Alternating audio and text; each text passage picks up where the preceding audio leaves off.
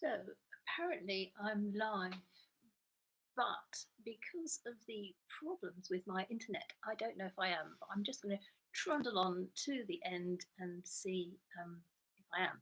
Because I really wanted to talk to you today about the whole Bristol protest thing, which I think has got a lot of things we need to pay attention to as vegan activists. And I went along on Sunday briefly, well, for a couple of hours, and it was all extreme.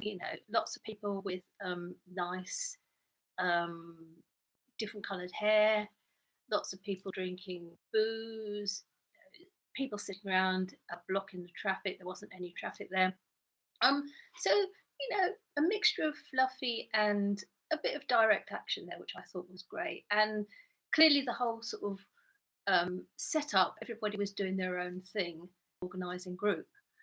And then I was there in the afternoon and didn't see any sign of hassle apart from when I was cycling up there. There were lots of police vans parked in sort of side streets, but compared with other actions that I've been on, say, Reclaim the Streets in London back in the day, it was like super fluffy. So I was gobsmacked the next morning to see all the stuff about, the riots and setting fire to the police van and all this sort of stuff. I'm thinking, crikey, what's been going on? But of course, and I'm sure most people here would have taken part in protests, and the pleasant atmosphered event they've been part of, they may be startled to have seen recounted as this sort of like horror story of violence and heaven knows what else in the media. And I think this is part of what I really wanted to talk about today, because although it's not surprising to see this whole thing turned into riots, um, it is just depressingly familiar. And I think my concerns are that we're not hearing the full story. Obviously, we're getting the very state-oriented, police-oriented, media-oriented version of the story. So I checked out Owen Jones on YouTube, who's kind of a left-wing bloke you've probably heard of, and because he was interviewing a couple of actual young protesters who'd been there and seen what went on. And that one of them was called Louis, and the other one was Saranya. And they seemed to be really sort of like clued up about everything. They were from the University of Bristol, and were taking, they've got a lot on their plate. It was surprising to me that as young students, they were so radicalised because they've got, the whole thing of tuition fees and problems with housing potentially when they leave it, all sorts of stuff going on, which is basically, it seems to me, has certainly radicalised these two and probably quite a few others. And that was new to me because I don't come across a lot of students, and somewhat heartening. And they were very thoughtful. Louis even mentioned my favourite word, neoliberalism, as part of the problem, which I thought was great. So they gave a very coherent explanation of what they'd seen happening and the instigating role and perhaps unwise decisions on behalf of the police.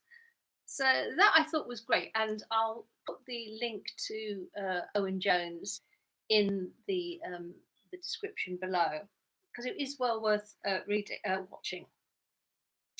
Then, just when I thought it was all kind of like cooling down, Tuesday, there was another Kill the Bill demonstration again, and again with more police with their batons and riot gear and pushing people around.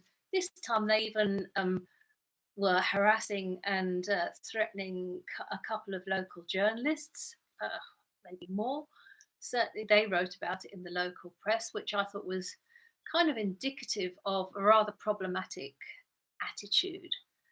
And we have to ask as vegans, where is this all leading us to? We've got some Tory candidates saying that Bristol just should be bombed. Okay, obviously he withdrew that afterwards. I think he's withdrawn his candidacy for whatever it was. But I mean, the fact that, somebody who's got a political position thinks that that is a legitimate kind of tweet to make, I think it really highlights the whole drift towards, or the swift moving towards, authoritarianism that we're now facing in the UK, and which this bill is clearly part of.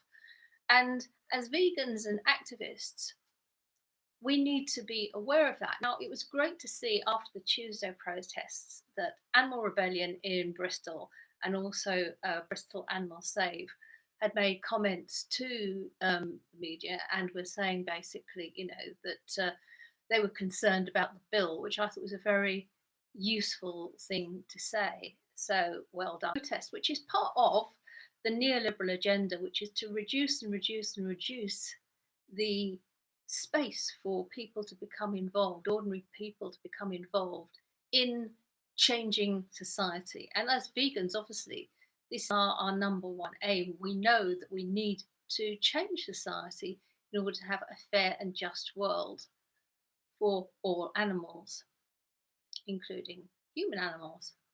So it's not accidental that this is happening now. As I said, when the UK is hosting these two major international G7 in Carbis Bay in Cornwall in June, and the COP26 in Glasgow in November. It seemed to me this bill is a preemptive attempt by Priti Patel and the Tories to signal, just get back into your boxes, don't even think about protesting, vegans or anyone else who's got a notion of a society that is different from our notion, well, just we're not interested. And as vegans, I think we need to be very interested and very on side with other groups. And we need to be thinking about this. Now, obviously, with the COVID restrictions, that's something else. But the COVID restrictions, as far as I can see, are just sort of like drifting around. I'm not seeing an awful lot of them happening where I am, which is also somewhat concerning. But perhaps that's another story.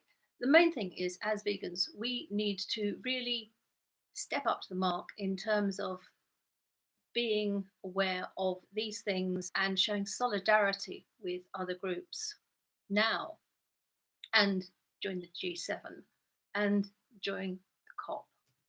So that's my thought about all this. And I hope that the internet connection, the connectivity was okay. First attempt failed.